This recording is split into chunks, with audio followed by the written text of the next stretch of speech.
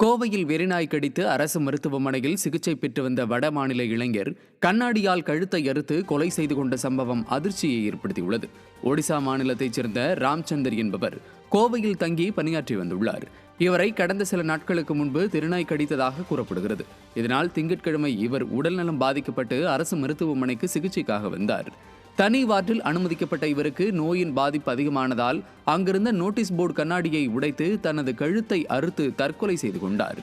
வெறி நாய்களை கட்டுப்படுத்தாத விடியா மாநகராட்சி நிர்வாகத்தின் அலட்சியத்தாலும் முறையாக சிகிச்சை அளிக்காத அரசு மருத்துவமனை நிர்வாகத்தின் மெத்தனத்தாலும் ஒரு உயிர் பறிபோனது அதிர்ச்சியை ஏற்படுத்தியுள்ளது. வேங்கை வயல் குடிநீர் தொட்டியில் மனித கழிவு கலந்த வழக்கில் குற்றம் சாட்டப்பட்ட 3 பேரும் நீதிமன்றத்தில் ஆஜராகினர். புதுக்கோட்டை மாவட்டம் வேங்கை வயலில் கடந்த 2022ஆம் ஆண்டு பட்டியலின மக்கள் வசிக்கும் பகுதியில் உள்ள நீர்த்தேக்க தொட்டியில் மனித கழிவு கலக்கப்பட்ட சம்பவம் தமிழகத்தையே அதிர்ச்சிக்குள்ளாக்கியது.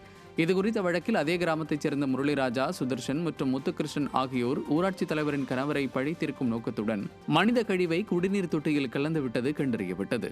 இந்த நிலையில் தலைமறைவாக இருந்த 3 பேரும் புதுக்கோட்டை நீதிமன்றத்தில் ஆஜராகினர். இதையடுத்து வழக்கை விசாரித்த நீதிபதி 3 பேரையும் 12ஆம் தேதி JM1 நீதிமன்றத்தில் ஆஜராக உத்தரவிட்டார்.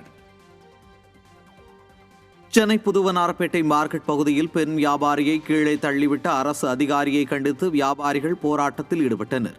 வண்ணாரப்பேட்டை, புதுவண்ணாரப்பேட்டை, ராயபுரம் உள்ளிட்ட பகுதிகளில் ஆக்கிரமிப்பு கடைகளை அகற்றுவதாக கூறி மாநகராட்சி ஊழியர்கள் அராஜகத்தில் ஈடுபட்டு வருகின்றனர். இந்நிலையில் புதுவண்ணாரப்பேட்டை மார்க்கெட் பகுதியில் ஆக்கிரமிப்பு கடைகளை அகற்ற வந்த உதவி செயற்பொழியாளர் பெண் வியாபாரியை கீழே தள்ளிவிட்டதாக கூறப்படுகிறது.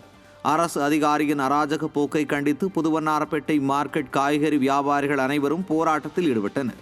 அப்போது பெண் வியாபாரியை கீழே தள்ளிவிட்டு அராஜகத்தில் ஈடுபட்ட உதவி செயற்பொறியாளர் மீது நடவடிக்கை எடுக்க வேண்டும் என போராட்டத்தில் வலியுறுத்தப்பட்டது.